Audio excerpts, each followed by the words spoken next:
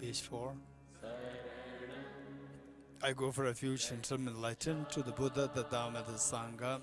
By my accumulations of practice of giving and so forth, may I become a Buddha to benefit all sentient beings.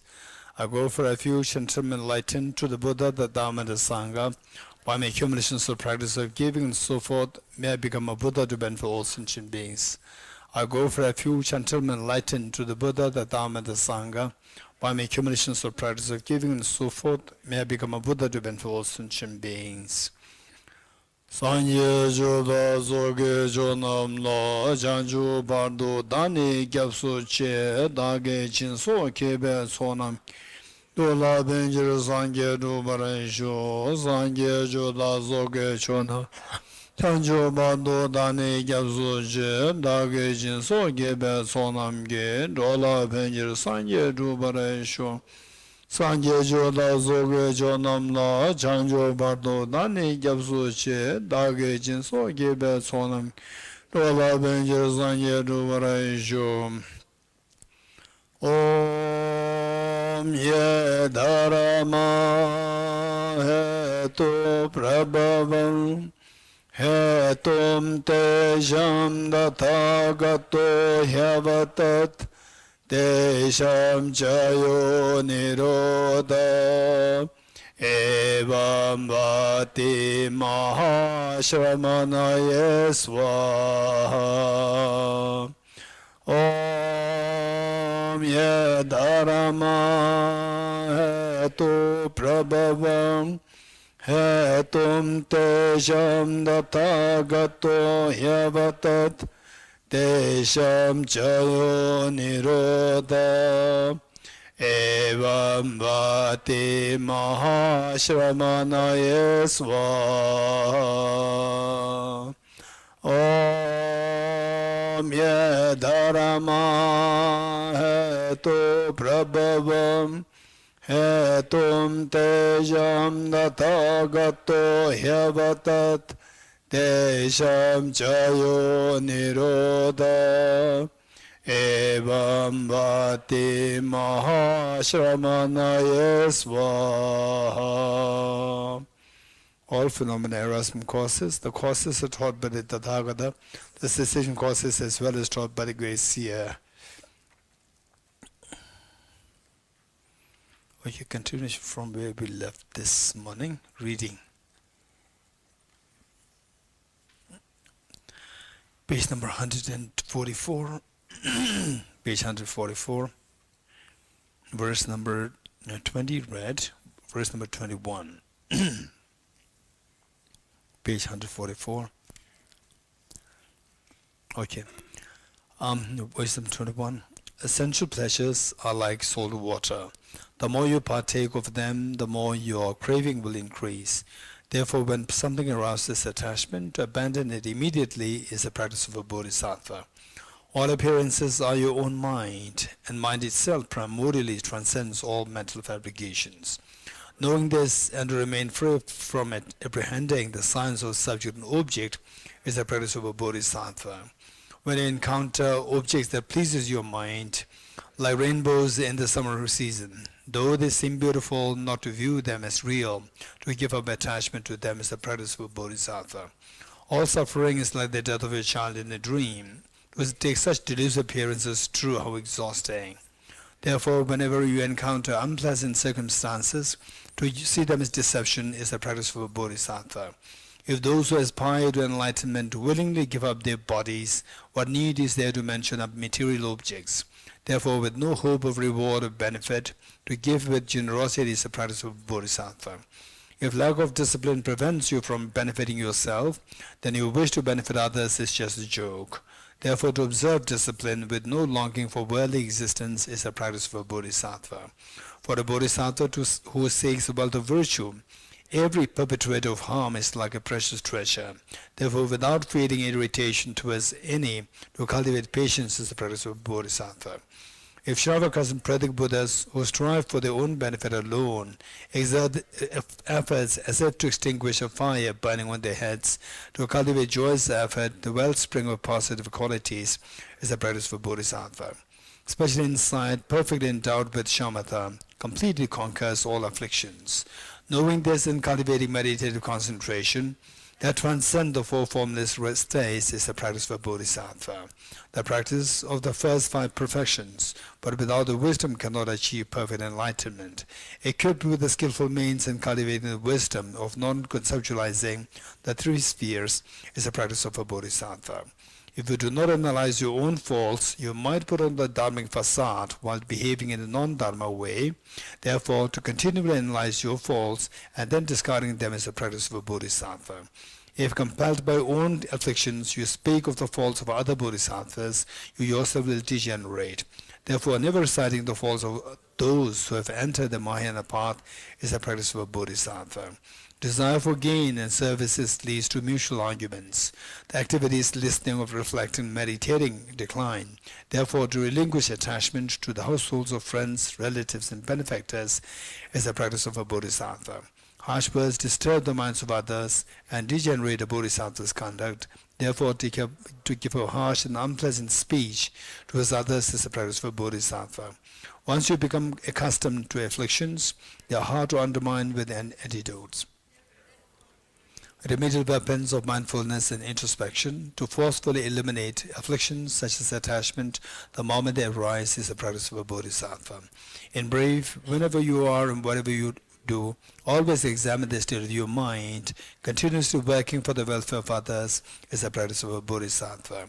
To dedicate the merits thus accumulated through these efforts towards enlightenment, with a wisdom free of concepts of these three spheres, in order to eliminate the suffering of all infinite beings, is the practice of a Bodhisattva. By relying on the words of genuine masters, I explain the meaning of thoughts in the sutras, tantras, and treatises in the form of these 37 practices of Bodhisattva to benefit those who wish to train in the Bodhisattva path. Because my intelligence is less and my learning is meager, I lack linguistic skills to please the scholars. Yet since they are based on sutras and the teachings of the genuine masters, I believe these practices of a Bodhisattva are flawless. Nevertheless, since the verses of Bodhisattva content is difficult to fathom by someone like me with an inferior intellect, I pray to the genuine masters to consider with patience all my flaws such as contradictions, incoherence, and so forth. By virtue of the merit gathered here, and by the power of conventional and ultimate bodhicitta, may all sentient beings become like the benefactor Bodhisattva Avalokiteshvara, who dwells neither in the extreme of samsara nor in that of the solitary peace.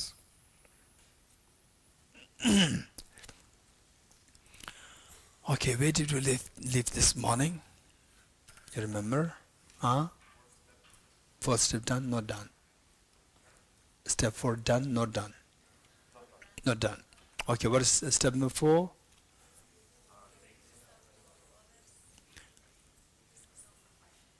Ellie. Taking the suffering of others with emphasis and compassion. And what is number 5?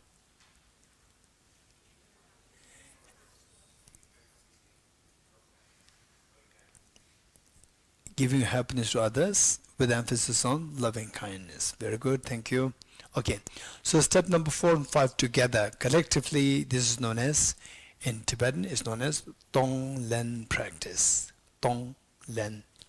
Tong means give, Len is take.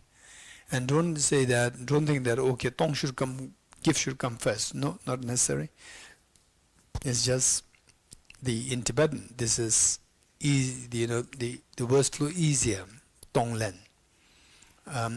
But in reality, you can do it in both anyways. Give first or take second. Take first or give second. It's fine. You have to practice, your compassion should grow. That is the whole purpose. Okay. So these two are collectively known as the Tonglen practice. And the first giving, with step number 1, 2, and 3. These 3 steps, if we succeed in the practice, then 4, 5 will be extremely beautiful practice. And if we don't succeed in the first 3 steps, then step 4, 5 can become like a burden for us. Burden. Why? That they say, why should I take suffering of others? I already have so much suffering. Right? I already have so much suffering. Why should I take others? They take suffering of others. This is a question that comes to us. And many people Many people, when you go through some difficulties, they'll say that when you go through difficulties like illnesses or loss of near and dear ones or some unfortunate things happen to you, people say practice Tonglen, right? Okay, this is what the people may suggest. What we suggest is that the that if somebody tells you that even this is so precious, somebody telling you this is so precious, and then you getting the opportunity to hear these things from somebody inspiring you to practice the Tonglen, this is so precious. But without the first three steps, then step 4 and 5 is going to be a burden for us. You're getting it? Burden for you, burden for us. So if somebody tells you practice Tonglen, you have to keep in mind that step 1 through to step 3 are not to be missed. These two must be done. Okay. And what's the problem? If you don't do the first three steps and then just go directly into the step 4 and 5, then we'll easily feel burnout. Easily feel burnout. You know why? Say, you tell me.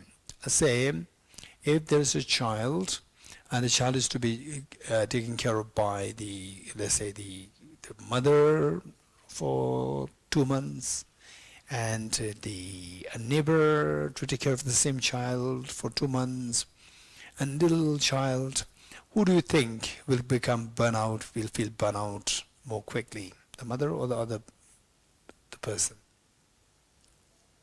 Huh? Other person. Why? Anyone? Tell me. So what's there if it is not the kid? So why? Affection, lack of affection. You getting it? When you don't feel the affection, then you don't get the energy. Energy is so less when you don't feel them. Where you feel the love and affection, the energy is so much. You're getting it? When you feel the affection, then the energy is amazing. How the parents, so for example, even with the animals, the wild animals like zebra or the wild animals, say when the lions and so forth, they come to attack them, then if the baby is next to them, then the mother can become very ferocious. Will fight with the lions or the tiger till the death. Whereas the baby is not there, will surrender very quickly. You're getting it? So why they get so much energy? Because of the love and affection. So when the love and affection is there, then the burnout doesn't happen. And depending on what level, what degree of love and affection you have, that decides how quickly you feel burnout. So therefore, the point is that if you don't practice 1 through to 3, 1 through to 3 is primarily to build this affection towards beings. How kind you are to me, how all the beings so kind to me. Cherishing you is like a safe haven for me. Step 1, 2, 3 will tell you. This will give you a very strong feeling that I must cherish others for my own benefit. So in a way, it is like how many feel, what is that English word? And that you are doing something favor for you, for yourself. You are feeding yourself breakfast every day, right? How many of you think that I'm doing a favor, feeding myself breakfast? You don't feel that. Why? Because you love yourself so much. When you love yourself so much, you don't feel that I'm doing a favor for myself, right? So therefore, the thing is that when you see that through step 1 through to step 3, if you succeed in that, then whatever you do for others, you feel that I'm so grateful to you rather than I'm doing something for you. I'm so grateful to you because that the more I embrace you, the more I get being in the safe haven, that I'm being protected from my evil self-centered attitude. I'm being protected from this. Then you feel that this is actually benefit for me rather than that I'm doing something for you. So with this, then the feeling of love and affection is extremely pure and strong, because of which then step 4 and 5 will not be a burden for you, will not make you feel burnout. Otherwise, there are many cases of people who actually feel burnout. They come to me, they say that, then I just feel so tired with the practice of Tonglen, and I feel burnout, I feel tired, I feel exhausted, I don't feel doing the practice anymore. So I said, yes, this is true, because you jump into Tonglen practice, step 4 and 5 directly, without the first 3 steps. So the more we do the first 3 steps, and step 4 and 5 is going to be extremely beautiful practice. The more you do, the more you feel like, say for example, somebody the going for a work, and the hourly you get money. And hourly you get money, you see that the more you get work, you feel happy. Whereas it is just like monthly wages, monthly wage, then is already what? It's already 5:30, 9:30 to 5:30. It is already 5:30, then you leave. Whereas if you are getting the salary hour by hour, then extra half an hour you want to stay there, right? You get extra. So if you're feeling burnout, you feel a plus point. So this is so important. So with this, why I'm emphasizing so much on this part is that you're bound to meet with people, particularly when they sense that you already have some amount of knowledge of Buddhism, and then when you go through difficulties, people ask you to do practice. Oh, you're going to say difficulty, don't worry, practice Tonglen. Okay, how many of you met with such people who tell you to do Tonglen? Raise hands. Yes, 1, 2, 3. Okay, so the point is that and then don't just think that they don't know anything, they just jump into Tonglen. Don't think like this. Okay, I'm so meritorious, I'm so fortunate that somebody is telling me to do Tonglen. They're so precious, but of course from my side I need to have the first 3 steps. I know the steps. You know the steps, if you don't do the steps, then it's your mistake. Right? And you feel burnout, is your mistake, is your problem. So make sure that we don't feel burnout. Okay, now what to practice?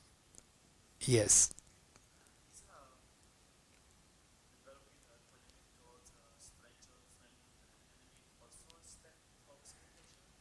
So for this not required, because for this the first step itself is very powerful. First step itself, we're all equal, So the neutral feeling is automatically coming here, like the foundation. We are all equal. There's nothing that are more important than others. We are all equal. We all are equal in wanting happiness or not wanting suffering. We all have the Buddha nature. It's not that I'm superior. Everybody has a Buddha nature. It is a very powerful practice. Okay, so now the actual practice. Let's say taking the suffering of others with emphasis on compassion. So here the focus should be on compassion. So seeing the miseries, the plight of the sentient beings, suffering with 3 kinds of miseries, then you take the suffering of others. How you take the suffering of others? There are many ways of doing it, and it's not that what we learn here is correct and whatever the other people are saying, they are wrong. No, they're all correct, as long as these are all coming from a standard sources. Number 1, as long as your compassion increases, everything is perfect, everything is good. Okay, so the taking suffering from others with emphasis on compassion. Suffering, there are 3 kinds of suffering. You know them now. Suffering change, and pervasive condition suffering. First, take the suffering. Say, 1, you can take it very generally. All the suffering of the beings you take as you breathe in. As you breathe in, imagine that all the suffering that you are just absorbing in the form of very dirty water, and then they just going through your left nostril, and then they go through your heart, and the heart, imagine that a self-centered attitude, self-grasping ignorance, these 2 are lying there, like they're so relaxed since time immemorial till now, and they know that, this person will be always my servant, you, the servant of, the self-centered, self-grasping ignorance. And today suddenly all this dirty water, they come very coarse with dirty water, come. This never happened. That's why you've been feeding the 2 Now something so happened, and then these corrosive, acidic, dirty water, they consume the self-grasping, self-centered. Sometimes you can also think of that they are consuming your heart also, biological heart, and see what is that like. The fear will come. The feeling of fear will come. When the feeling of fear comes, don't worry, your heart is still intact. You're getting what's the problem is that your self-centered attitude is attacked. You're going to the fear because of self-centered attitude. Then it goes down your body through the ground. Go. So this is how you do like 3 times. Okay. And also can take the sufferings of the beings in the specific sufferings. Not only general, even the suffering specific. Somebody who is ill in the hospital. You can just include that person in your meditation. And it doesn't mean that you take the suffering of that person's specific illness, for example, cancer, whatever you take it, it doesn't mean the person is going to be cured. Don't expect that. Some miracles can happen. But don't expect it because I did this practice and you are cured. I did this practice and you are not cured, so this practice has no effect. It's not about that. Finally, if you are really realized, that is a different story. You can then complain. If you are really into the gade level, high level, then if it is a practice and the person is not cured, person died, right? This practice is not beneficial. You can say that. But if you are very low level, don't expect that. You're getting it? So this low level practitioner doing this practice will help your compassion to grow. Finally, you have to grow. Gade, para gade. You grow and you can benefit the beings more effectively. So that's the first thing of your own progress. That's very important. So this is one.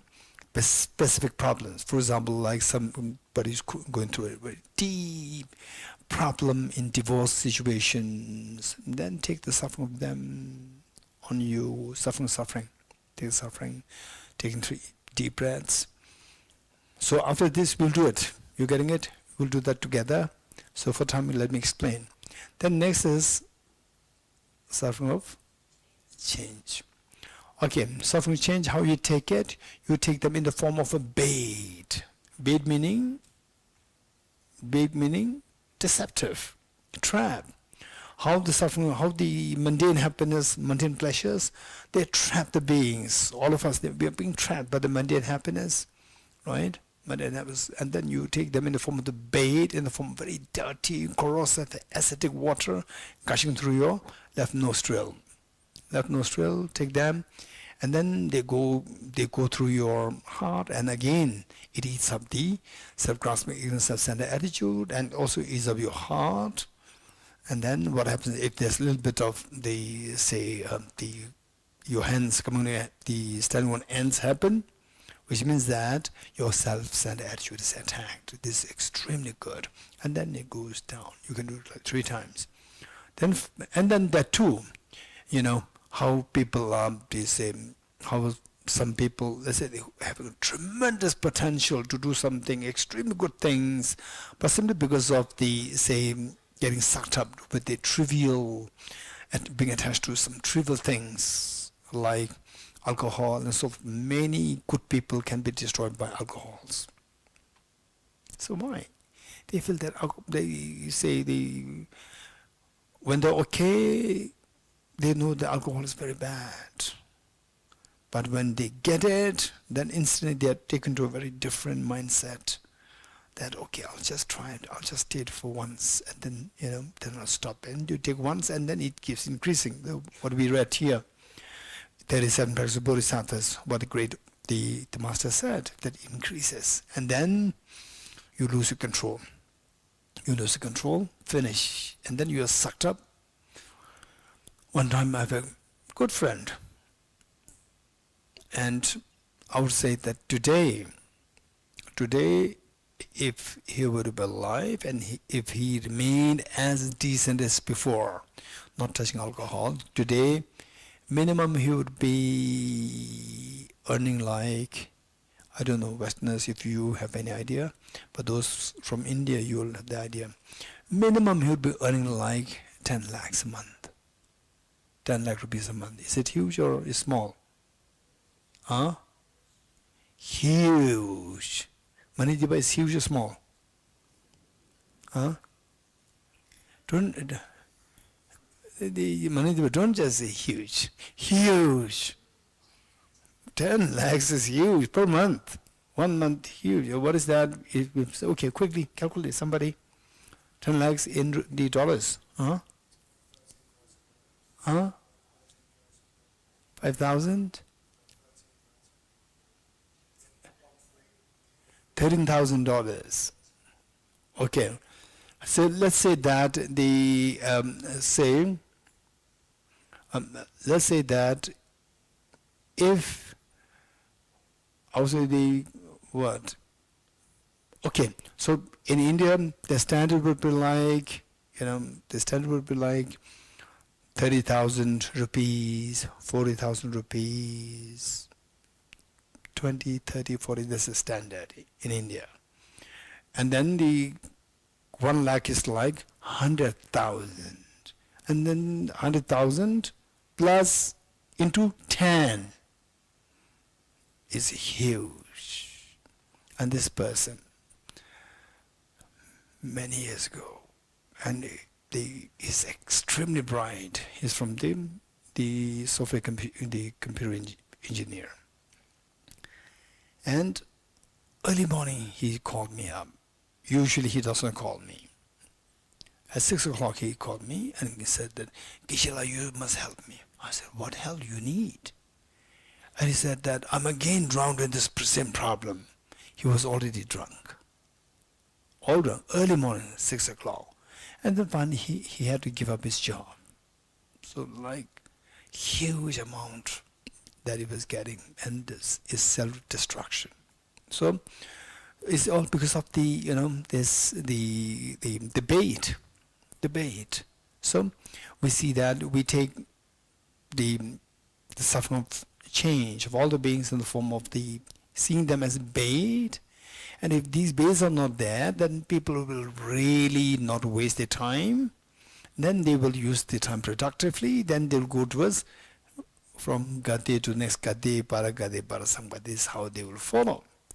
So then they'll be liberated from miseries. They'll have the maximum happiness. So that way, out of compassion, you take the suffering change in the form of the bait, again in the form of the very corrosive, ascetic, dirty water gushing through your left nostril, eating up the self-centered attitude, hard and going down 3 times.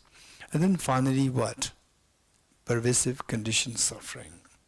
Pervasive conditioned suffering in the form of the mastermind of the miseries, like contaminant karma, afflictions, and more precisely the self-grasping ignorance, the self-grasping ignorance complemented by self-centered attitude. You take them 3 times. Ready?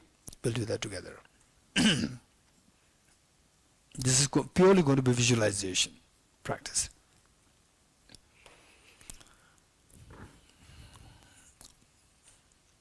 Okay.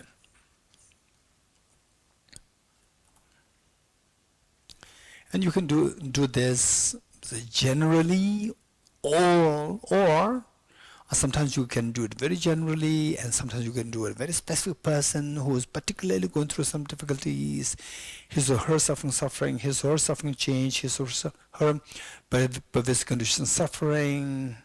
This is how we can do. Ready? First, the suffering, taking the suffering with emphasis on compassion.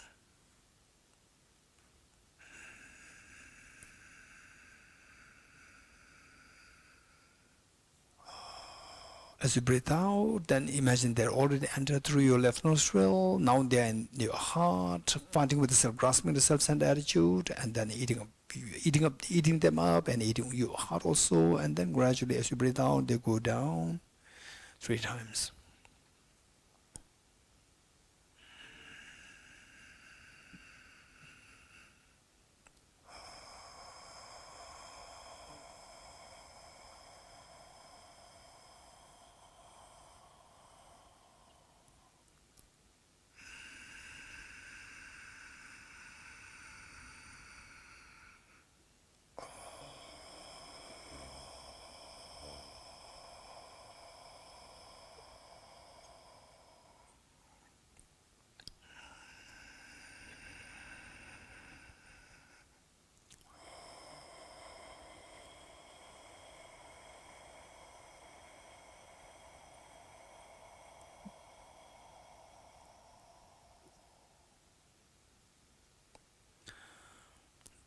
Okay, when we do this, we can be very specific, we can be very general, specific life. For example, KFC, all the poor chickens there, you take the suffering, and then they imagine that all these poor chickens they are released, and even the people who are cutting the throat, even they contaminate karmas, you are taking them, and thereby freeing them from negative karmas, and in the hands of the terrorists, captives in the hands of the terrorists.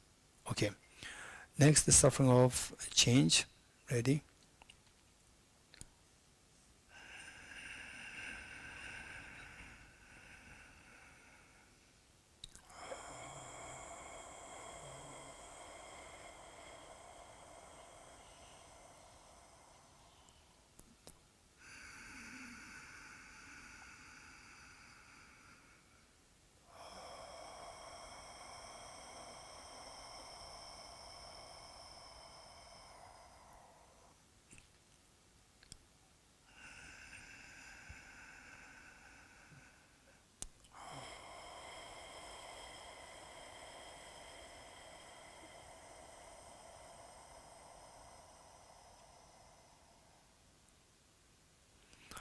Now imagine that all the beings are freed from suffering,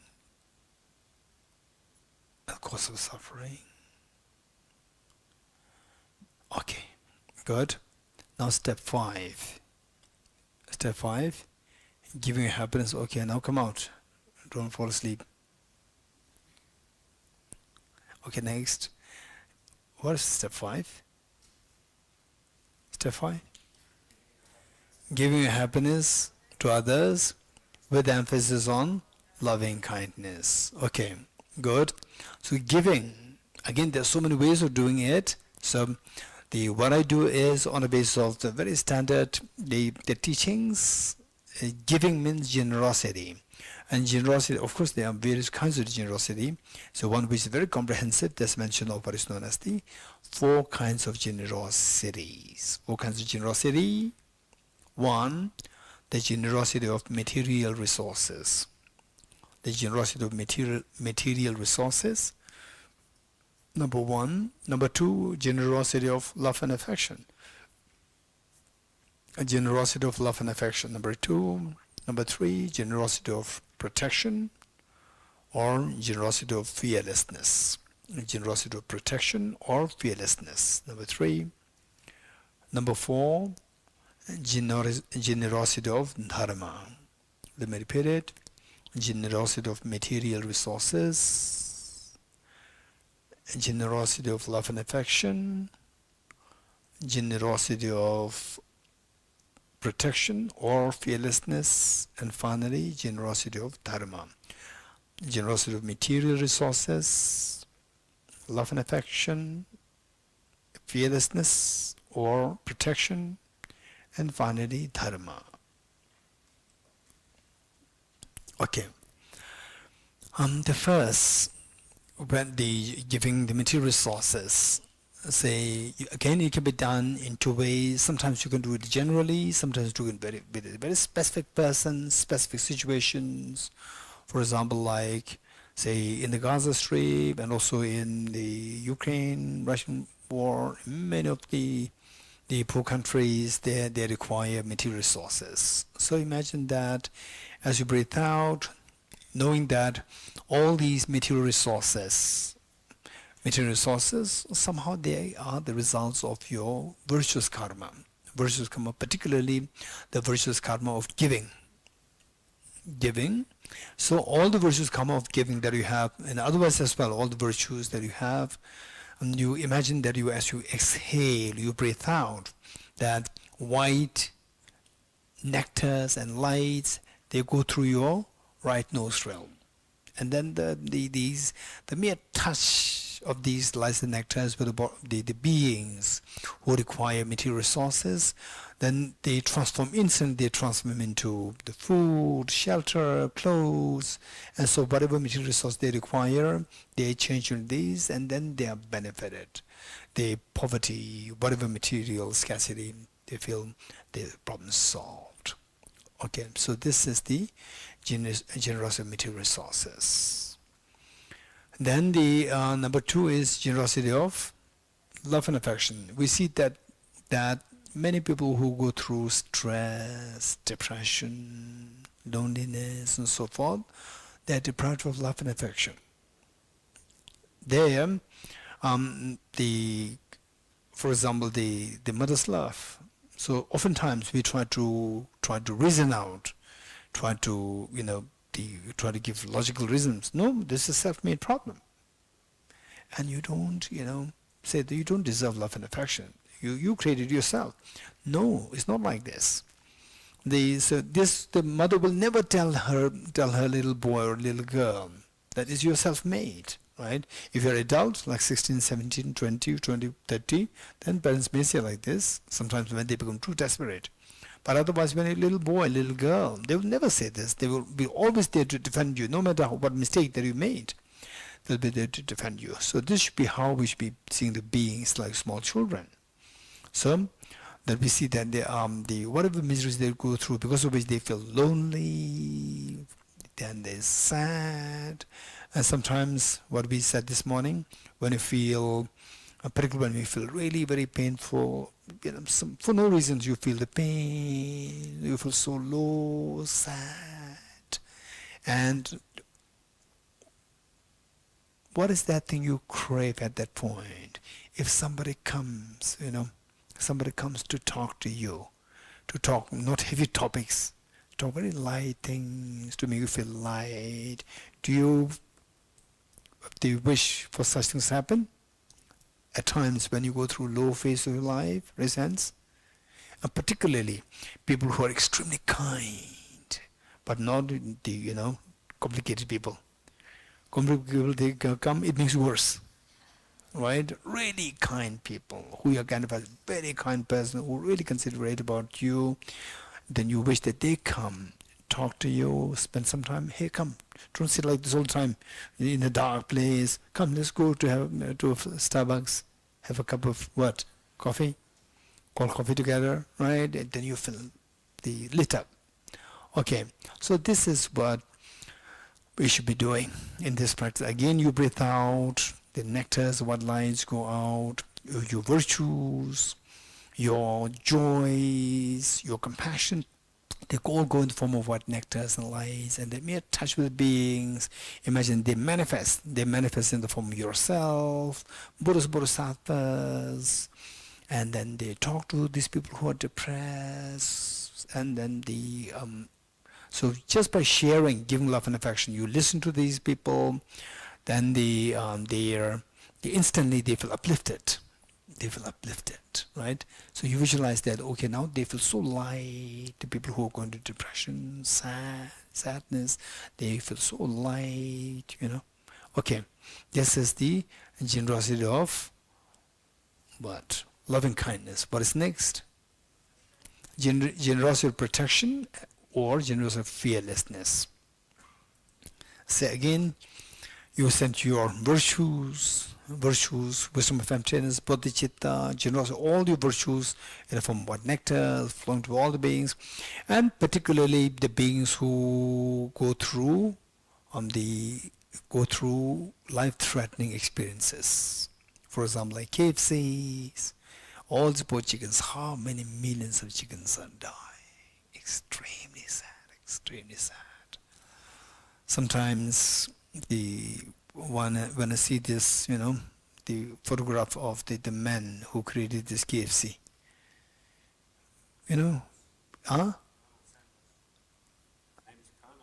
Colonel Sanders. So with the red label, KFC, Colonel, then the man's, just the sketch of this man. I see, is he still alive or is he gone? Right? Gone. Are you sure? Okay. So we trust her. If she's gone, so look, one thing that we need to keep in mind is that it says that if you build a stupa, right, and so many people will be connected with the stupa, they'll come, for example, like Tushita Center, beautiful center, say the Lama Yeshe, extremely courageous, extremely courageous. You wouldn't believe the courage that he has. And Lama Subba Rinpoche, his personality is very different. Extremely tender, you know. And Lama Yeshe, visionary, extremely bright and courageous to start big things for the humanity, not for himself. No, he's not interested in accumulating his own wealth. No. You don't find anywhere his wealth, his, thing, nothing. But his centers for the people is amazing. So, they've started all these centers, the two amazing masters. Now they left. But because they started these centers, and these centers gives opportunity for so many people into virtues. So because of that, these two masters, even though they left, they continue to accumulate merits. Till these centers disappear, they continue to accumulate merit. For example, if you build a stupa, or create a program, long-term program to accumulate virtues for the people. And even if you die, as long as these programs continue, you, on the wherever you're born, you continue to accumulate merit. It is like the mother deposit money in the bank in your name, you as a little boy, little girl, and the mother passed away. Your money continues to grow in the bank. This is what happens. Likewise, this is the virtues. Now, non-virtues. If you set up something which is non-virtuous nature, even if you die, that setup, as long as it continues to operate, you continue to accumulate negative karma. So KFC, he left. But how many millions of chickens are every day dying? So he's accumulating negative karma continuously. He's not getting any monetary benefit wherever he has taken birth. He's not getting any monetary benefit from these centers, these KFC places now. But negative karmas continuously being accumulated. So we should be very careful to make sure that we don't create any such negativities. For example, like, say, investing money in the arm deals. You're getting it? Arm deals, guns and so forth. So there, you invest money there, and these guns, they operate to kill others, so forth. You are continuously accumulating negative karma. We should be very careful. Where you invest money, be very careful. Like investing money in the alcohol companies.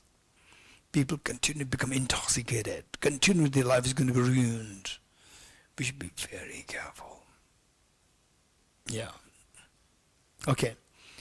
So the point is that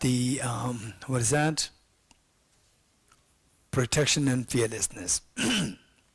So let's say that you send the white nectars and lights to all the beings. Particularly, you can be very specific. Sometimes with the KFCs, where all the millions of chickens, where they've been released.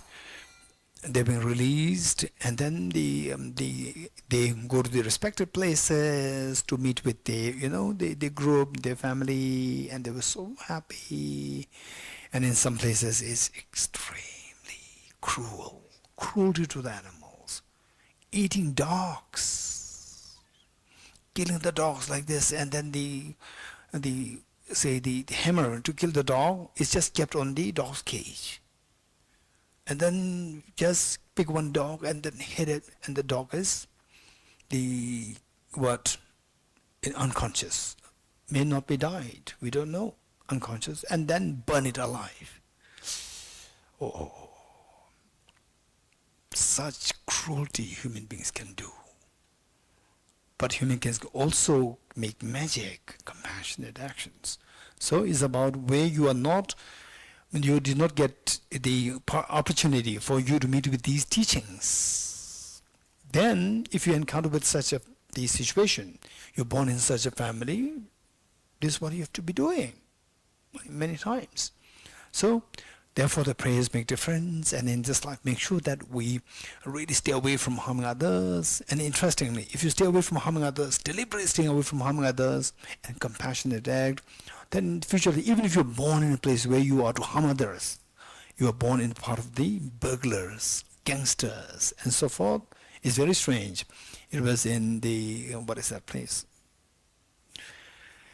Lahul Spiti. Lahul Spiti. In Lahul, there's one place where there was a young boy. It was many years, almost 100 years ago. There was a young boy who was just about like 10 years old. And he was a part of the gangster of the elderly people. Somehow he became part of this gangster. He had no choice, little boy. And then he was always taken as an assistant of the other robbers and the burglars, assistant, right, to carry things.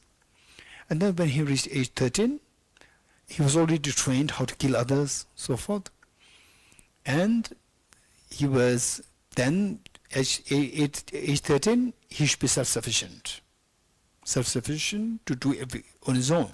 So he was sent to do on his own, to kill others. Every time he started to stab somebody or kill somebody, he get a vision of a tiger jumping and pouncing on him, slapping on him. Every time he does it, a tiger would jump. No tiger, just hallucination. A tiger jumps to pounce on him, and he could not do that. So stopping him from doing negativities. Then later on, this is why, okay, how many we did something wrong in the past, and where the tiger jumped to pounce on you? No, you're getting it? So this boy, why it happened to this boy was because this boy, no doubt, he was a great practitioner in past life. In this life, because of the condition, he was in this situation, he was doing this not out of joy, but as a, as an obligation given by the elder seniors. So then finally he gave up, and when he became a little more matured, able to think on his own, then he gave up, he went into spirituality. Then he became incredibly great saint. So look, the point is that this is the life particularly when we meet with the Dharma of the Buddha, and more precisely, extremely logical teaching of the Nalanda tradition. And today His Holiness here, where we can still receive his blessings, inspirations. So there we have to take the maximum advantage. If you cannot take advantage in this life, then the chances is so less. Okay, with this mind, so as you breathe out, you send the nectar, so forth, meet with for example, like KFC, the chickens, and they're released, or say they meet with the let's say the captives in the hands of the terrorists, and then you tell the terrorists, okay, these are things, say if you can do something very extreme visualizations. Okay, this may be probably do for Gabor, no visualization, right? Okay, you and me discuss later something different. Okay, so whereas say if you can, it depends on you. If you can, and if you cannot do a milder version. If you can, do an extreme version. Extreme version would be like, say, you visualize the terrorists and then holding the captives, and then you go there, the nectars go there, they may touch, and you manifest there in front of the terrorists, and you talk to the terrorists that if possible, release this person, and whatever ransom that you need, I'll pay. And if at all you have to kill somebody, slit the throat of somebody, slit my throat, instead of don't do it with this person. Let the person go, and the person meet with his parents, family members, they're so happy, and imagine that the terrorist is slitting your throat. If you can, then you feel a tremendous fear. What is this fear? Don't worry, your throat is intact. What happened? What is happening? Your self-centered attitude is attacked. You're getting it? Okay, this is what we should be doing. So likewise, say for example, in the fast hotels, in many of the hotels, restaurants, where the seafood, right? Seafood, then the crabs, the big crabs, they just pick up, and then sometimes they remove the legs, the crabs alive. They remove the legs like this, and then they still alive and put in the boiling oil. Sometimes the fish, live fish, and chop like potatoes. Sometimes the snakes, they're cut like breads, sliced like breads. So just visualize visualize these things, and as the nectars, they flow, you imagine that the mere touch, you manifest there, and you talk to the chefs, you talk to the five-star hotel owners, you talk to the owners of the restaurant, that please let them go and I'll pay. And if they are not happy, if you at all you want to kill somebody, they kill me. And imagine that your limbs are being removed and you are thrown into the boiling oil. And what do you feel? And if it's too much, if you cannot take it to that extent, then do the milder version. Imagine that you give some money, then this poor animal is freed, and you feel the joy that the poor resultant state. On the resultant state, the poor animal is released, meet with the family, and so forth, very happy. Causal state, the chef or the restaurant owner, hotel owner, who's otherwise accumulating negative karma, opening a new chapter of suffering, the causal karmas, they are stopped. They don't accumulate karma. So both ways you are benefiting them. And then feel the joy. Okay, this is what you do. That is given protection and fearlessness. And then finally, dharma. Dharma, what they always have been doing, the dharma, okay, for us, for time being, we can do it like 3, and later on you can do it 4. For time being 3, what are the 3? Number 1, renunciation. Number 2, bodhicitta. Number 3, wisdom of emptiness. Okay, yes.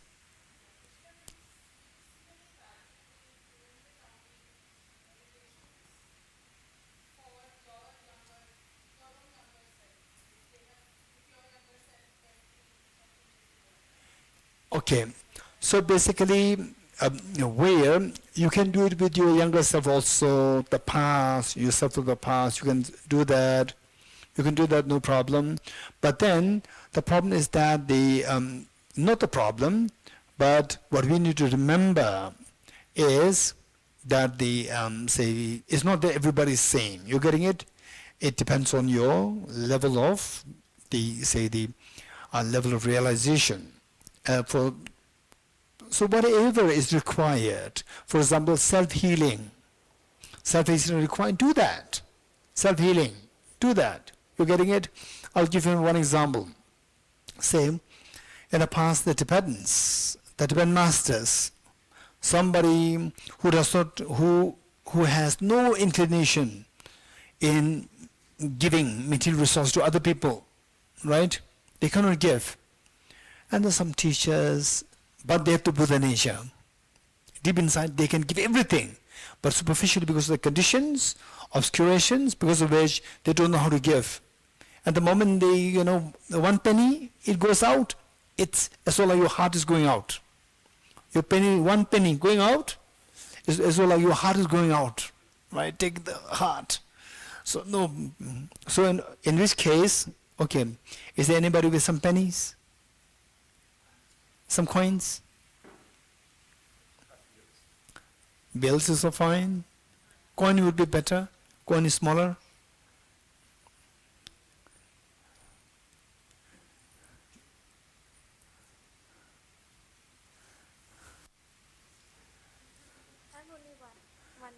Your heart is not going out?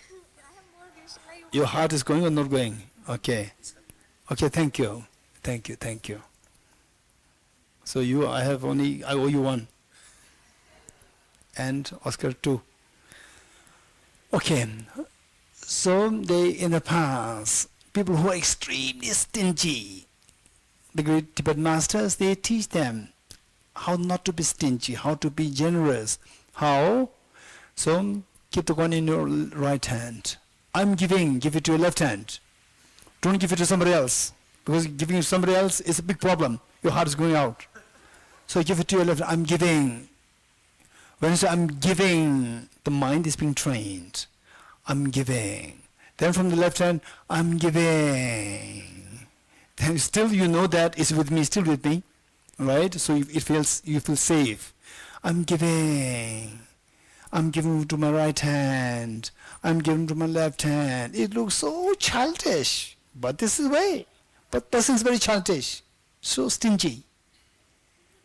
So then with this, say for a small child, let's say for a small child, if the child is the chocolate, give it to me. No, right? Okay. Would you give it to your brother? No, you have to give it to somebody. You have to give it to somebody, then I'll give you 2 chocolates. If you don't give, I'll not give you 2 chocolates. You will have only 1 chocolate, right? You have to give. Then he will calculate. He calculates, yes, I have to give. You give it to your brother? No. To your father? No. To your mother? Yes. Because she knows, the child knows that mother will give back. Right? Mother? Yes. And he gets 2, and the mother will give back 3. Right? Yes. Then after giving this earlier, without these, I'll give you 2. If this is not qualified, then give to your mother? No, not to anybody. Some of them, not all. Right? For this, then you just make it a situation where he has no choice other than give it. Like, I'll give you 2 if you give 1. Say, so to whom will you give?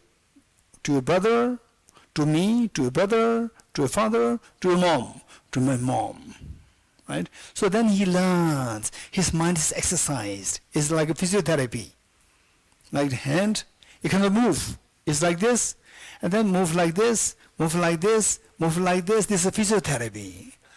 So mental therapy, right? So if you give your mother, you have taken the first step. Then the second step is easy. Give it to your neighbor? No. Give it to your brother? No. To your dad? Okay. Right? The chance for the dad giving him back and the brother giving back, chance for dad giving him back is more likely. Chance for the mother giving him back is very likely. The dad not too sure. But the brother most likely not. Okay, next. Give it to your brother or to your neighbor. Give it to your brother. Right? Even if he doesn't give me back, it's fine. I'll get half of it. Right? So this is how it's being exercised. Mind is exercised. This is amazing. You're getting it? So this is how you can do it for yourself. Like what Shri has said, your younger self who went through difficulties. And then you do it, do this practice related to your younger self. And later on, when you're able to do that for others, then with yourself, it will become very small. And then this is not going to bother you anymore. You're getting it? This is extremely precious practice. Okay, for the Dharma, there are 3, right? And plus 1 come later, not now. 3. Renunciation, bodhicitta, and wisdom of emptiness. The renunciation. Why you are giving the Dharma of renunciation? Because the beings are suffering. And as long as the cause of suffering is there, for example, say, I'm having the asthma attack because of the dampness, right? Because of the dampness, and some of you asked me to go to hospital. Who's that? Raise your hand. Who's that? You forgot it already. Huh? Yeah, over there, right? And who said dehumidifier? Buy a dehumidifier? Right? Okay. So say even if you buy dehumidifier, it works for a few days. When the dehumidifier is damaged, again you continue to suffer. You're getting it? And then the hospital, I can go. It can be a temporary treatment. But again, as long as this dampness is there, I'll continue to suffer. Again, even opening the windows and so forth, all these are temporary problems. Finally, the root must be tackled. Thus far, say the generosity of material resources, generosity of affection, generosity of fearlessness and protection. So these three are more like on the resultant state, not the root. So now giving the dharma is tackling the root. You're getting it? So we have to tackle both, immediate and the root. For example, if somebody has the say ulcer problem, it can be acute pain.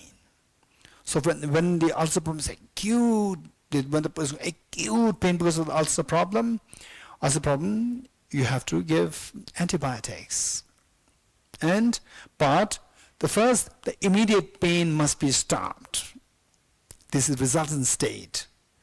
Immediate pain must be stopped. That is to be stopped by paracetamol, Tylenol, and so forth, right? By these, then you stop the immediate pain. Once the immediate pain is stopped, then you have to think of removing the root of the problem. That is by giving the antibiotics. So, for this example of the SMA, then the Michael, then he identified the root. Yes, he identified. You remember? You forgot it? It was Michael who gave the wise advice. He identified the root, and we fix the root, and my problem is solved. So likewise, now the dharma is fixing the root. Fixing the main problem. Okay, so for that, all these beings, yourself, all the beings, they have the fears, and fears are attracted by the cause of the miseries. And we have to teach them how to renounce the causes of miseries, right? Not just to renounce the miseries, but to renounce the causes of the miseries. So dharma, the first one, dharma of renunciation, is to teach them how to renounce the causes of miseries, number one. So for this, what we do is that as we breathe out, so nectars, the white lights flow, the mere touch of the beings, they transform into Buddhas, Bodhisattvas, Manjushri, and yourself also there, and then they start giving teachings on renunciation. And then the beings, they realize, okay, so now I know how to get rid of the miseries by renouncing the causes of the miseries. This is renunciation. So, and then you feel so happy. For example, okay, let's say that when will you be more happy? Say, imagine you are a mother and your child is going through tuberculosis, and with the tuberculosis there is always the fever on off, and then you give the paracetamol all the time, and the fever subsides. Again it comes back, and you feel so worried. Finally the doctor gave the antibiotics, and the tuberculosis is gone, the fever is gone completely. So which of the two you would be happier? With the temporary fever gone, or with the root is gone? When are you happier? When the root is gone. So likewise, with the renunciation, giving the teaching of renunciation, you teach them how to uproot the cause of miseries, how to renounce the cause of miseries. Then you must feel the joy that I'm so glad that finally they themselves. Okay, what is better? That you get the opportunity to give somebody bread every day, so that person doesn't stay hungry. Or you're able to teach the person how to get a bread. Which do you think is better for the person? Teach how to get bread, right? Even if you're not there, but the person will continue to get bread. But even if you give bread every day, one day you're gone, the person will again have to remain hungry.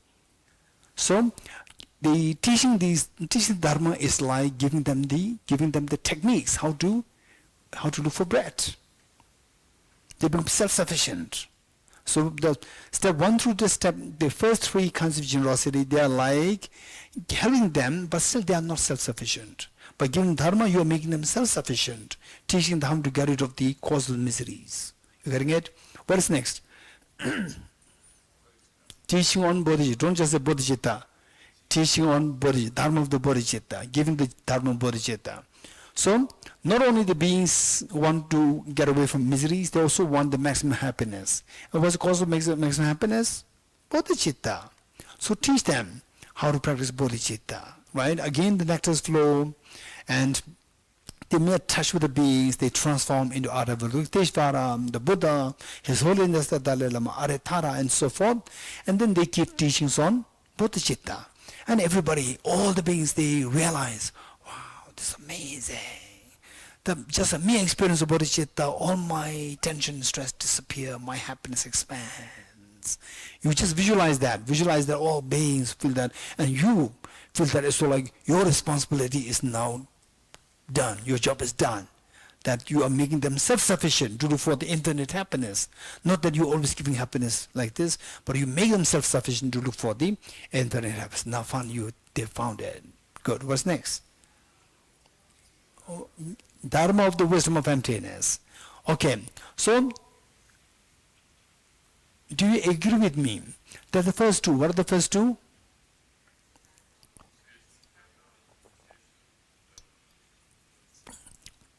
The generosity of the Dharma of renunciation and the bodhicitta. So renunciation and bodhicitta both are in the form of aspirations, yes?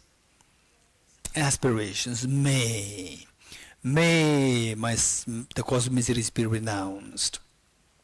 May all beings be free from suffering. Both are in the form of may. May means aspiration. Aspiration means that your intention or what your goal is not fulfilled yet. So what will help you to fulfill these two goals? That the miseries are gone and the happiness expanded infinitely. Only if the Buddha nature manifests. What will make the Buddha nature manifest? Something to help to remove the mental dirt, mental defilements. What will remove the mental dirt? This is wisdom of emptiness. You're getting it? So number 3 is the teaching, giving the generosity of the dharma of the wisdom of emptiness. It is to make the two aspirations of the renunciation bodhicitta to materialize in the goals. So then you visualize again nectars, white lights flow through your right nostril, and then the mere touch of the beings, with the beings, they manifest in the form of all the enlightened Buddhas, Bodhisattvas, the sons of the Dalai Buddha, Shakyamuni, Aramanjushri, Lama Tsongkhapa, and so forth, Guru Padma Sambhava, and so forth, and then they give teachings on emptiness. And then you just imagine that all of them just see the emptiness, and as they meditate emptiness, their mental defilements constantly dissolve, they disappear. Then the gold of the Buddha initiate becomes more and more visible, glowing. Okay, so this is what we should be meditating. We are ready? Ready? Okay, good.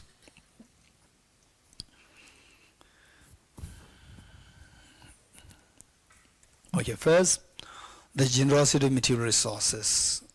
3 times.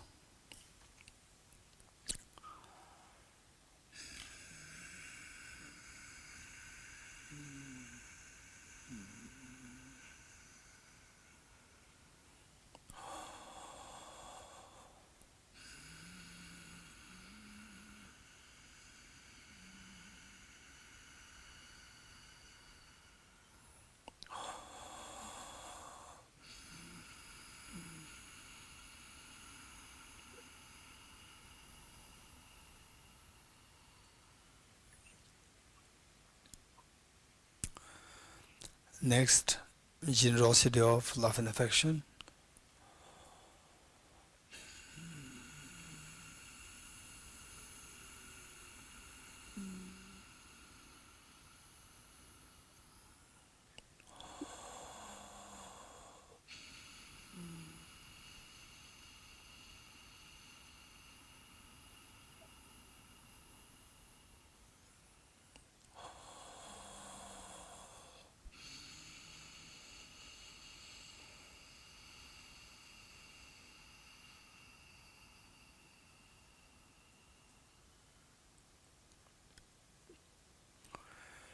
Next, generosity of protection or fearlessness.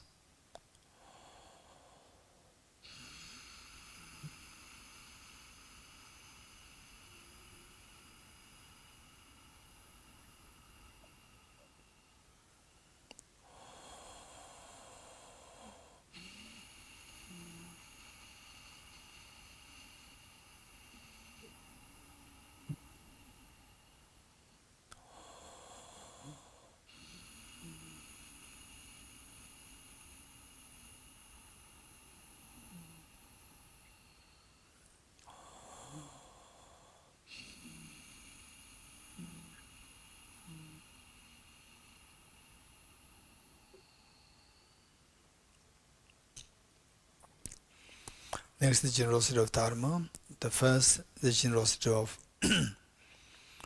renunciation.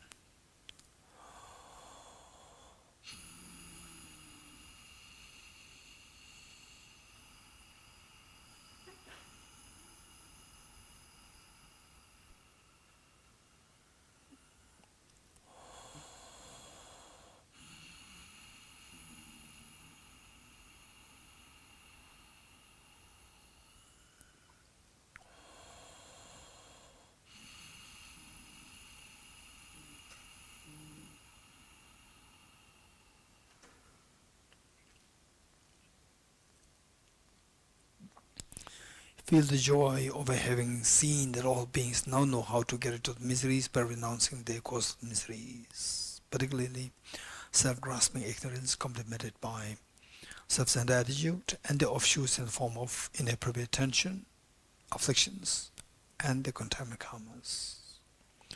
Next, the generosity of Bodhisattva. Teaching of the generosity of the Dharma of the Bodhisattva 3 times.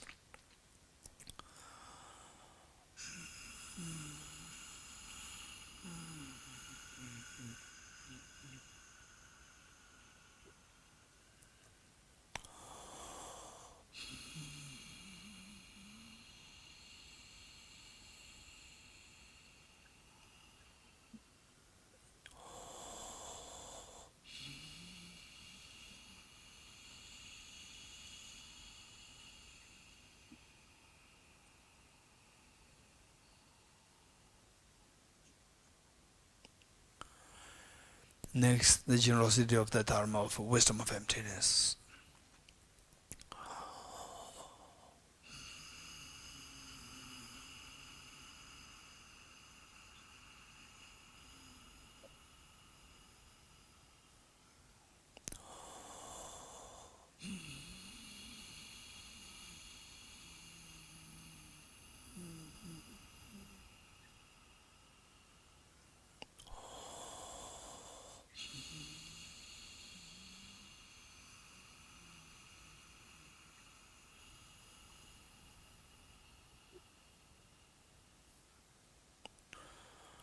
Just visualize all the mental defilements are removed by the wisdom of emptiness, which they realized, and the Buddha energy becomes manifest in the form of the full-fledged Buddhahood, experiencing total fearlessness and infinite happiness. Everyone, you feel such a joy to see that happening.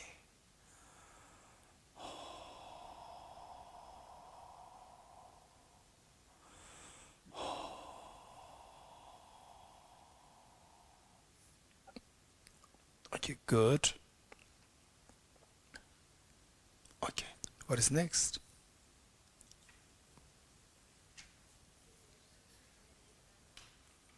What? The other one will come later. Okay, what next? Okay, first let's finish this. Yes. What is next? Actualizing the self, actualizing the, what is that? Actual exchange of self and others. Okay, what is this step? Step number 6. Step number 6, for this, there's no special thing to do here. It's just to make a commitment, very strong, make a very strong commitment. Given that all these things, step 1, 2, 3, it gives you a deep, deep conviction that cherishing others is finally what protects me. Cherishing myself is what destroys me. Gave me a very strong the conviction this, and then you engage in this actual practice of steam, Tonglen. Tonglen. So with this, you feel a sense of accomplishment, and today I am able to give a damn to this self-centered attitude. I'm able to protect myself with the help of the other cherishing mind, and successfully done with the practice of giving and taking. So with this, henceforth, if at all I have to choose between self and others with respect to cherishing, instead of cherishing myself, henceforth I will always cherish others. You just make a very strong commitment. I'll cherish others. If at all in the future I have to choose one to be indifferent to, or to be oblivious to, I will choose the self to be oblivious to, instead of being oblivious to others. In other words, that from today onwards, I'll always cherish others more than myself. When it says actual exchange, exchange here is the exchanging of the object of cherishing. It's not the exchange, oh, from today onwards you'll be I, I'll be you. This is not the connotation. So exchange means exchanging the object of cherishing. Thus far I've been cherishing myself, and from today onwards I will exchange it, and I will cherish others more than myself. You make a very strong commitment. When you make a very strong commitment, it can be very superficial, because deep inside us, they're so full of chronic disease of self-centered attitude. And the moment you go out, again you encounter any kind of situation where somebody abuses you, instantly then self-centered will come up. You're getting it? Don't worry. So this is how we have to grow. You have to improve our, this is meaning of the practice of practice. So with this, say, from today onwards, say, I will cherish others more than myself. And from today onwards, if at all I should be oblivious to someone, I'll choose myself as the object of being oblivious to instead of others. You make a very strong commitment, and keep in mind that self-centered attitude is there as my demon, this one. So the more I do this practice, the more I'm just crushing this self-centered attitude. Always remember the self-centered attitude as your target. Then this practice will become very effective. How the self-centered attitude is so destructive in ruining you, ruining your family, and ruining the short-term benefit, long-term benefit. So always think of that, then other practices will become very effective. You just make a very strong commitment here. What is next? Special recollection of the kindness of others. Okay. So what is the main job of this practice? What is the main job? Why we are doing all this practice? Say it again. Reduce your self-centered attitude. Why? Why do you reduce self-centered attitude? Why? It's very mean. Self-centered is extremely destructive, very mean. Right? Finally, for your fearlessness and infinite happiness. Right? Okay. So this being the goal, and from what we have learned thus far, what they say what is that?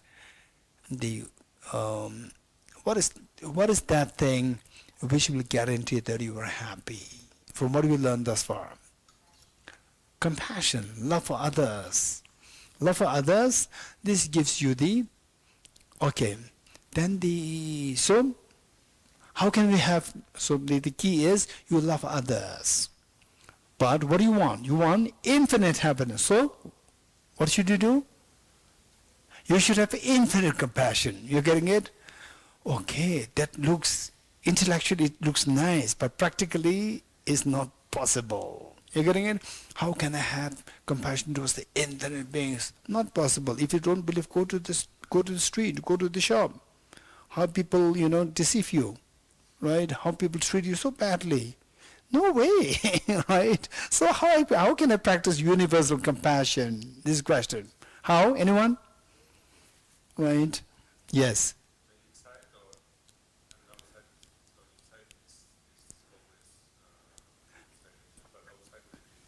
Outside maybe they have the mental stains outside. Inside is a Buddha nature. But look at them. When they see them, they don't see like, they have the Buddha nature, right? Okay, so practically it's very difficult. How to practice universal compassion? Okay, so just tell me, in your life experience, tell me what is one thing which is most commonly seen affection in the world? Very beautiful affection, which is most commonly seen in the world. Anyone? Michael? Mother's affection to the father, to the child. Mother's affection, yes, more to the child. Usually this is one of the greatest of the complaints I hear from my male friends. They say that before the child was born, the wife loves me so much. The moment child is born, all the attention goes to the child. Many of the friends, they complain with this complaint, right? Also the girls, be careful. You mean what I said? Okay. So this is what you can most commonly see. In other words, the mother loves towards the child and the child loves towards the mother. Beautiful, amazing. Just imagine, if you can feel the same love as how the mother loves to a child or the child loves to the mother, if you can build this towards all the beings, do you think that you can generate bodhicitta very quickly? Yes, answer is yes. But how? This is your question, right? I know. Is it a question? You have to generate this love and affection, how the mother feels towards the mother, child, how the child feels towards the mother. You have to build it. This is universal compassion towards all the beings. Build it. What's your question? How? You getting it? Okay. How? This question. For this, we need to, so thus far, whatever we discuss, we see that almost 99.99%. You already know that. Only thing is that here, these are all being put together in particular format, so that your thought process will grow. We never thought like this. Thought of in this particular the form. You tell me, how many of you have been that child who loves the mother so much once upon a time? May not be today. Once upon a time, you loved your mother so much. Particularly when you were age 1, 2, age 1 you may not remember. Age 2, 3, 4, 5, you love your mother so much. Raise hands. May not be now, but those days. Good. Okay, my question to you, right? Day 1 you were born. How many of you felt this love towards your mother? Mom, thank you for giving birth to me. Thank you. How many of you? You do not feel love and affection towards the mother. You're getting it day 1 you're born. Okay, you agree? And some people who said neuroscientists, they discovered that in the mother's womb they feel the love and connection. What is, say, they say this expression which says that if a dog barks at a human being, this is not a news. Human being barks at a dog, then it becomes a news. Because it is so rare. You're getting it? So what neuroscience they found this extremely rare situations that to a minuscule level they make it very big. But the reality is anybody can pick up the child. Anybody, right? It's fine. There's no difference. Mother or nurse or whatever, there's no difference to the child. This is reality. On top of that, child's brain is not as developed to express this love and affection at that point. You're getting it? So as the love and affection is given, then the child brain continues to grow on that basis. So where the child doesn't get this love and affection since childhood, age 1, day 1 you're born, then the brain for love and affection is not really grown as much because the mother's touch is considered very important. Okay. So having said this, my question is that if you, day 1 you're born, you did not feel that love and affection towards the mother at all, then after 2 years, 3 years, 4 years time, you develop intense love towards the mother to the extent that you see the mother, you see the prospect of the mother leaving you for like 2-3 hours. You cannot feel, you cannot contain the pain. You agree? You just scream, you cry. You agree?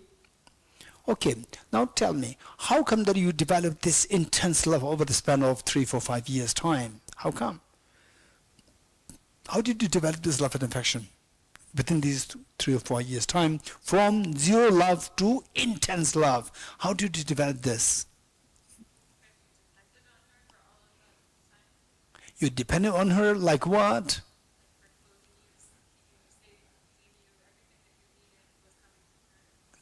Okay, dependent versus coming. For example, if the nurse is there, also depend on the nurse. But the nurse, okay, hey, your food is here. That nurse lives, right? But the mother doesn't do like that. Mother does very different. Why? How? Not all the nurses. Some nurses are amazing. Say, okay, hey, little boy, you can eat now. You're already 1 year old. You have to eat it, right? Mother will never say that. You're getting it? Mother will never say that. So why say there's a difference. The mother gives love. Love is the key word. You're getting it? And you see that as your name? What Pema said, that the mother, in a way, do you agree with me? That in a way, this child is seeing the mother as a source of benefit. Yes? The child is seeing the mother as a source of benefit. The child feels hungry, you cry. The same mother comes and feeds you. You feel cold, you cry. Again, same mother comes and give you clothes. So you see that this is the source of benefit for me. You agree? Not agree? Where the benefit is there, you go closer, closer, closer. When you feel cold, with the sun, you go there towards the sun. Why? Sun is a benefit for you. You agree? Hey, louder. Seems like, yes, you are right. It's already 4:30. Because of this, your energy is gone. Okay. So what should we do? We stop? Are you sure? Is it diplomatic no or real no? Okay. So we see that this love and affection builds up. Say how the child feels the love and affection builds the child love and affection towards the mother, and how the mother feels the love and affection towards the child. These two are slightly different. So we can mimic the love and affection of the child towards the mother. Because how many of you have feel this intense love towards all the beings now? Raise hands. No. You don't feel that. So you are like the day one the child is born. Yes? You are like the day one the child is born. You don't feel love towards the mother. So you don't feel love towards all the beings. So you are like the day one the child is born. So how the child develops this love and affection within the span of 2 or 3 years' time towards the mother is constantly seeing that this mother is a source of benefit for you. Now, this we can mimic. We can see that all the beings are a source of benefit for you. If you can see that, then your love and affection will flow towards all the beings. You getting it? Can you do that? Can you do that? Can you do that? To see the benefit from all the beings so that your love and affection flows towards them. Can you do that? Can you do that? Okay, so do it. How? You're getting it? Don't say yes. How? You're getting it? Say how. Okay.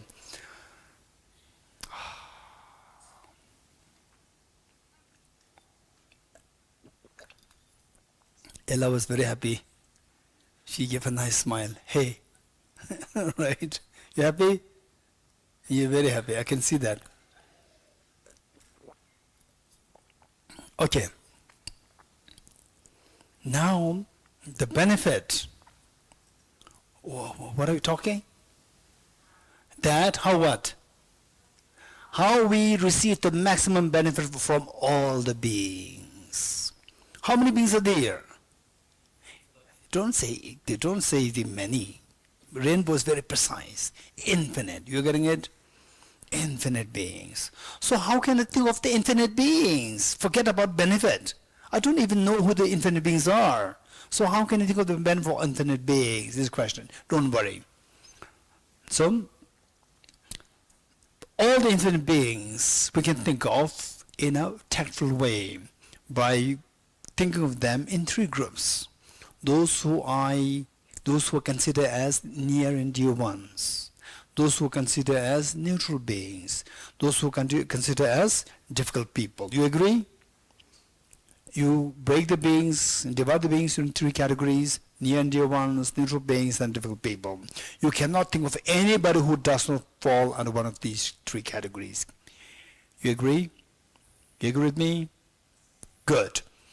If you agree, then so all beings are grouped into these 3 categories. And what are we trying to do? Think of the benefit that we get from all these beings. And the benefit that we get, there are 2 kinds. The lasting benefit and the temporary benefit. Short-term benefits and the long-term benefits too. You agree? Long-term benefits like, say for breakfast, if somebody gives you a nice breakfast, you are happy, not happy.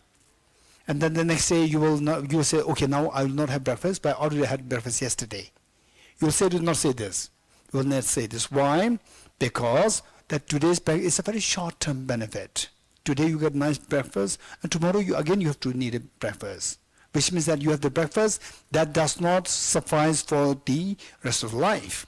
Whereas if you get nirvana, If you get Buddhahood, then this will be lasting. This will, you don't have to go for the nirvana again or Buddhahood again. Once you have these two, you have this for good. So these two are known as the lasting long-term benefit. Short-term benefit, there are two kinds. Small-scale short-term benefits and the large-scale short-term benefits. Okay, how many came by airplane? Raise your hands. How many of you have been, how many of you have used aeroplane? Raise your hands. Used aeroplanes mean that you have flew by aeroplanes in one time in your life, or by car, or by train, right? There's nobody who did not take any of these vehicles, these means. Okay, so how many, so did you use the airport? Yes. And who gave you the airport, your mom or your dad? No one. You're hearing it? No one, no, not your dad. I don't think your dad and mom, they're rich enough to give this Heathrow airport to you. Right? They will not give you airport. So the aeroplane, who gave the aeroplane for you to come to Shita? Your dad or your mom? Not the ticket. Aeroplane. You can buy aeroplane. Right? Your mother could not give you the aeroplane. You getting it? So these are the large scale benefits. You getting it?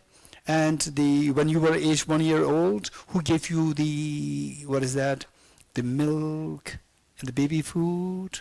The mother, right? These are small scale or large scale? Small scale. You getting it? So there are the small scale benefits and the small scale short term benefits and the large scale short term benefits. So aeroplane, we use the airport, you use the aeroplane, but you have to use it often. It's not just one time you use, okay, now my aeroplane chapter is finished. I don't have to use aeroplane anymore. So you have to use it every now and then. These are short-term but large scale. You getting it? So there are three kinds of benefit. What are they?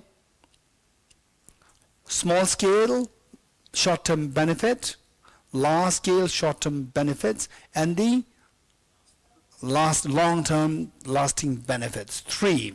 And how many kinds of people are there? How many kinds of beings are there? Three kinds. What are they? Near and dear ones, neutral beings, and difficult people. You getting it? So the small scale short-term benefits we get from the near and dear ones. That mother give you food, right? And your dad give you some pocket money. So these are short-term, small scale short-term benefits. This pocket money cannot buy airport, right? Cannot buy train for yourself. So these are short-term, small-scale, short-term benefits. Short-term, small-scale benefits you get from your parents, from your near and dear ones.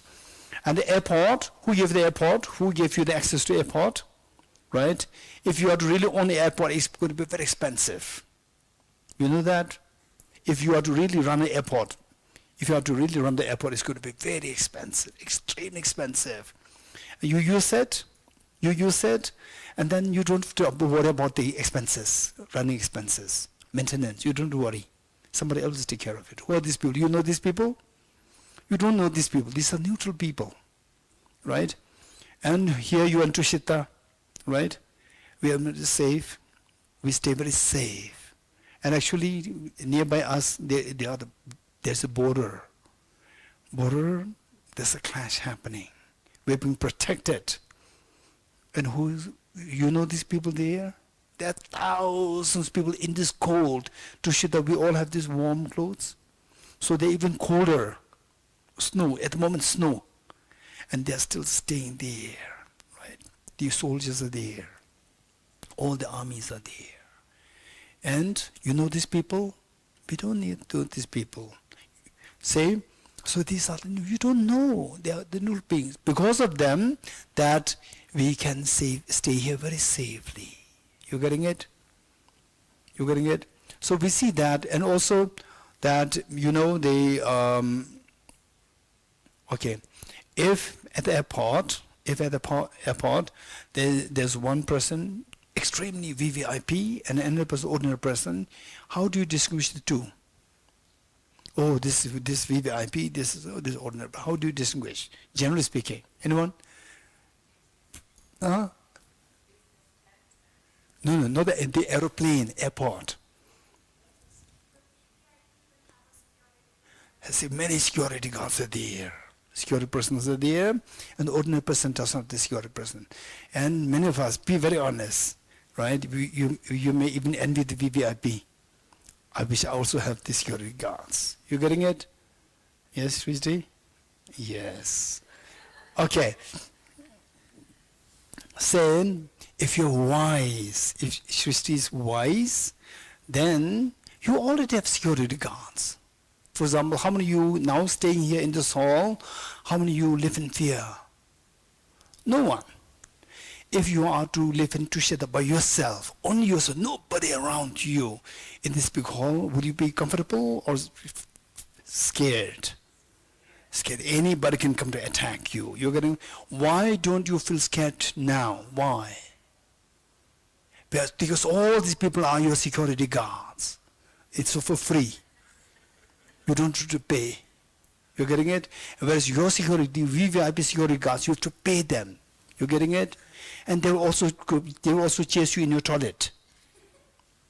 But these security guards, right? When you need privacy, they will leave you. They'll give you privacy.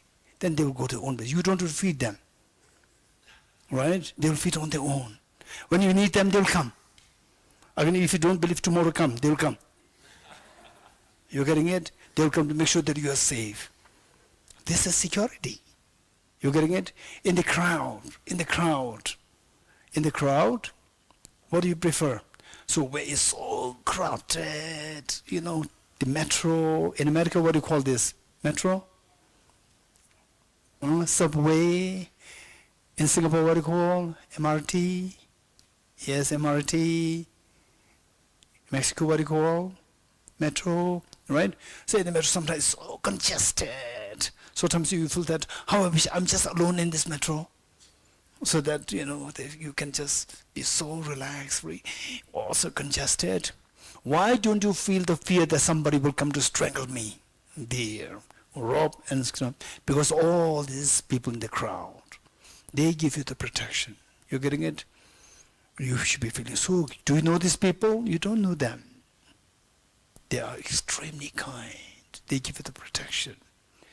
And if you see that, oh, this looks nice, but it's funny, it's also interesting, right? You should feel that. If you feel that, then you will feel that this is so precious, they're so kind, that I feel secure because of them.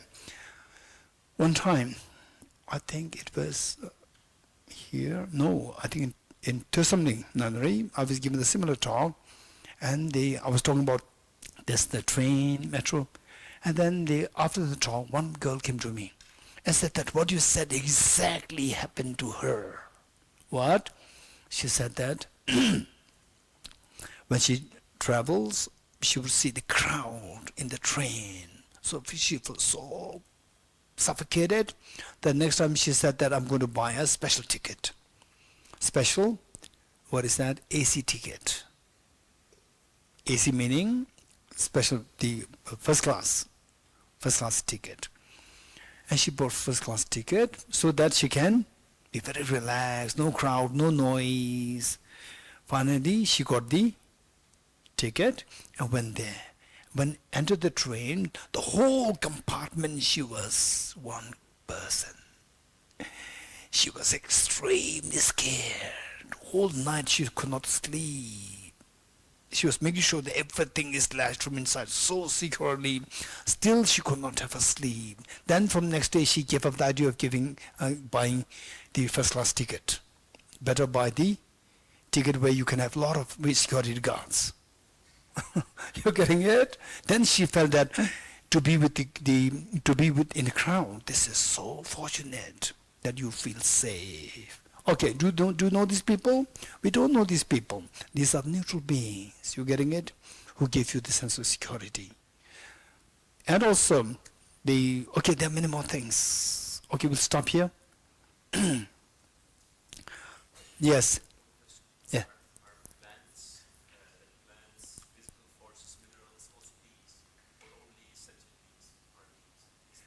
Okay, the plants, are they sentient beings?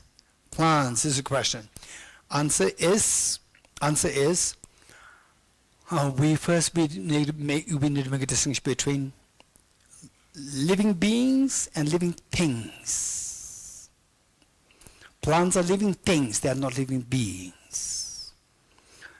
They are living things because they grow, they have the ability to grow. They have the ability to cook food, to grow. So they have a self-operation inside. They have self-operation.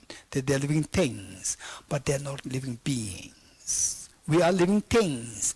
They were living beings also.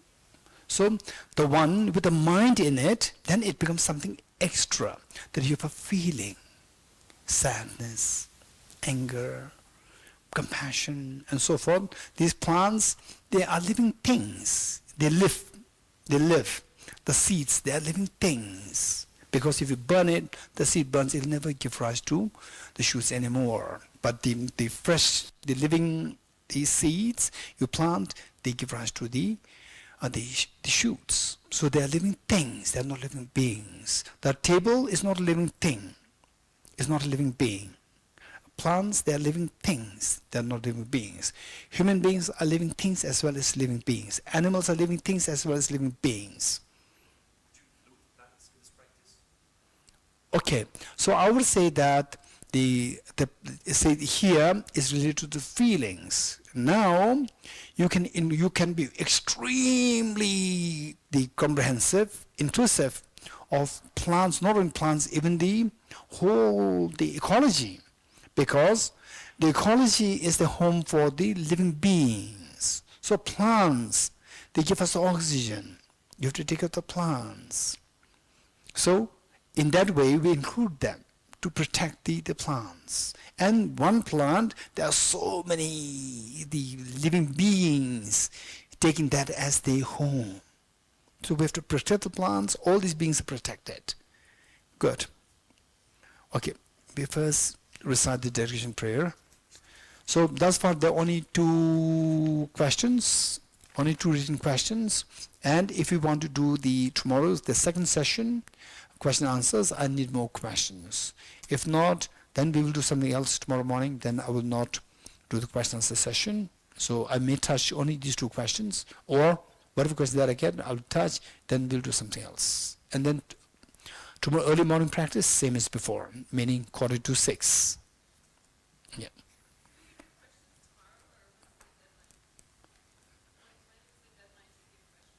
Questions, you give me like before lunch,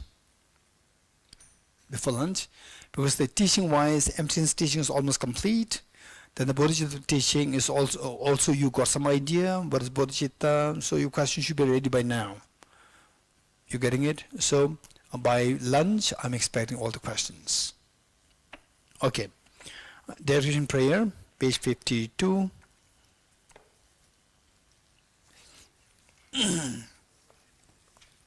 Yes. Yes.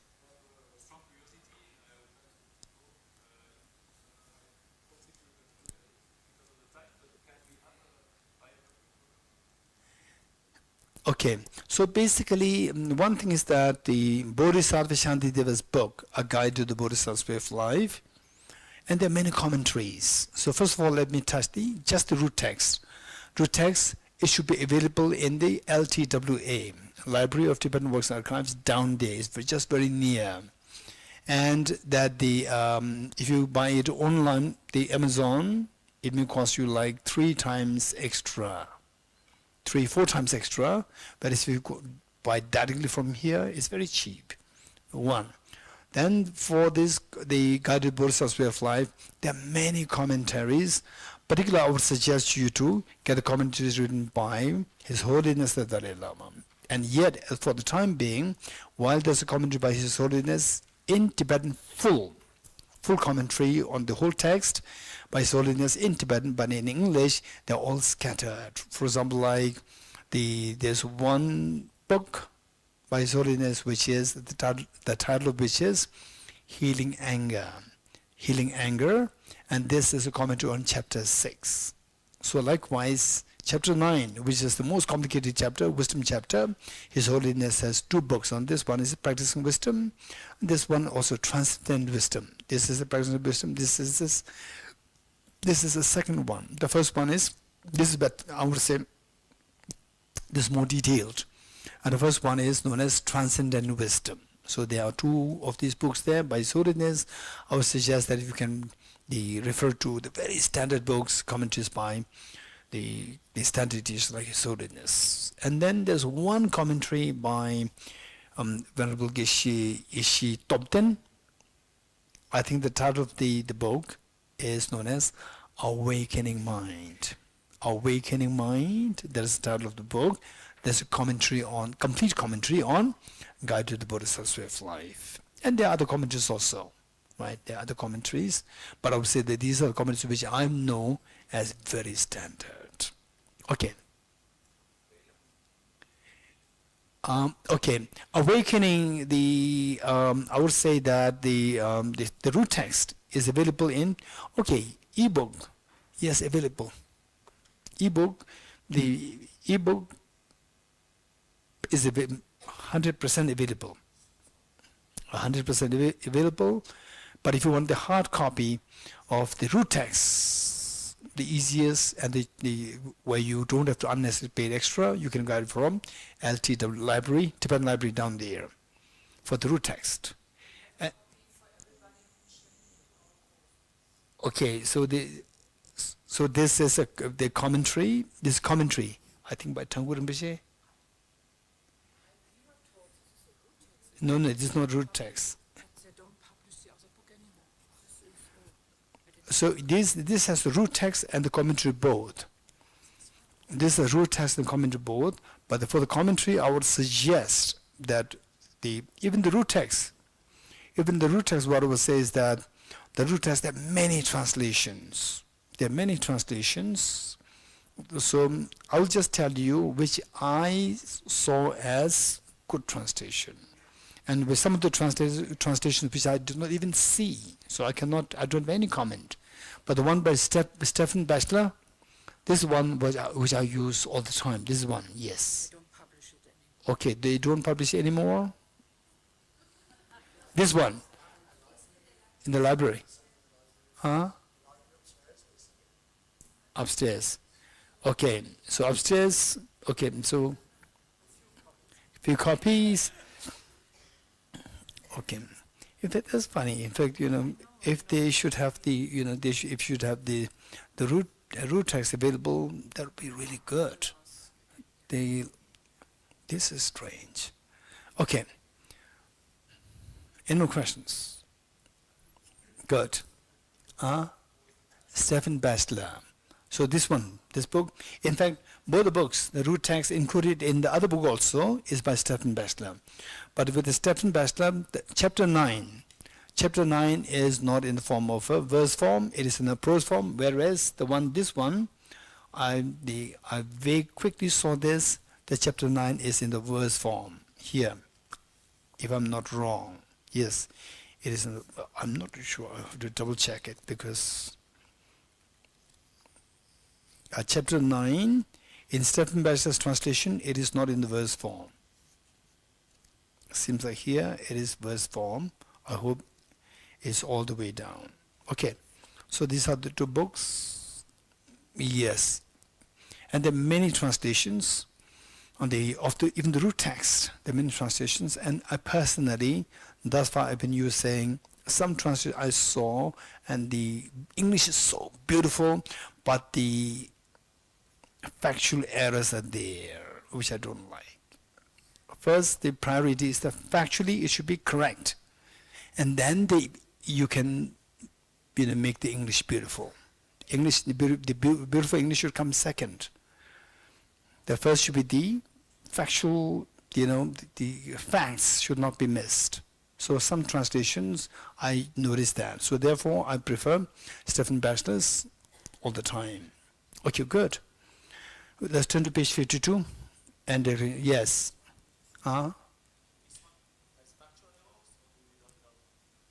Which one? This one. So I'm not sure which you are getting. Oh, this one. This one is the one. This one that you're getting. Here, the root text. Root text has translations by Stephen Batchelor. I'm not too sure about the chapter 9, but chapter 9. Chapter 9 is by Alex Berzin. Okay, so the chapter 9, what I've seen is chapter, because I translated the teaching of Guided Bodhisattva's Way of Life by His Holiness several times, and I've been using the Stephen Batchelor's translation because I've been comparing with few translations. I see that his translation is more accurate. So this is why I use his. Yeah.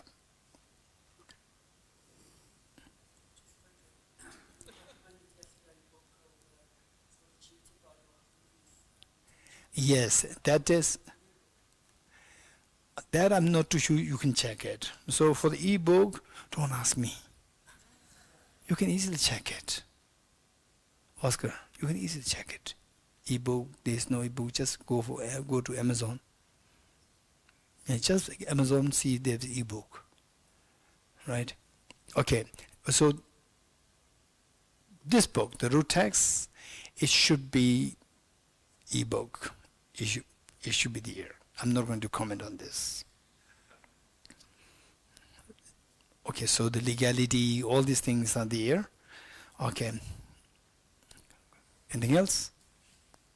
Good. I dedicate the marriage thus gathered to trust the realization that is in the prayers of Buddhas and Bodhisattvas all 3 times, and to the upholding of the doctrine of scripture and insight. May in all lives, through the force of this marriage, never separate from the 4 wheels of the Mahayana vehicle, and accomplish all the stages of the path, renunciation, bodhicitta, perfect way, and the 2 stages. From my 2 collections, vast space that I've amassed from working with effort at this practice for a great length of time, may I become the chief leading Buddha for all those whose minds wisdom is blinded by ignorance. Deyata Om Gate Gate Paragate Parasamgate Bodhiswatyata Om Gate Gate Paragate Parasamgate Bodhiswatyata Om Gate Gate Paragate Parasamgate Bodhiswatyata Om Gate Gate Paragate Parasamgate Bodhiswaha. Okay, 3 prostrations.